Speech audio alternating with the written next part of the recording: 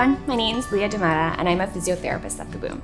I work both in pediatrics as well as in pelvic health physiotherapy, and today we're going to be talking about a workshop that I offer in regards to toilet learning and pediatric pelvic health conditions. So you're probably wondering, why would I attend this, or when do you think this is important for me to attend? And so here are some common questions that I hear just to kind of get your mind thinking, and then I'll talk a bit more what it is.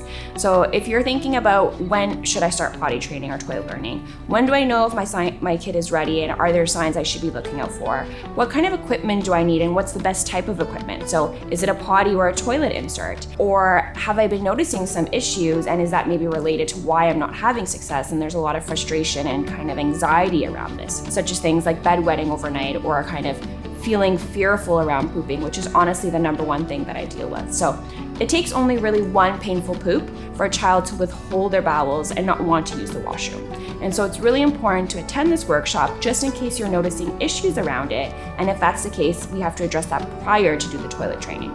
In addition to that, we talk about ways to optimize the toilet learning process and make sure you get it right on the first try. And what that comes down to is signs of readiness, because it's their body and we want to make sure that they're comfortable with it.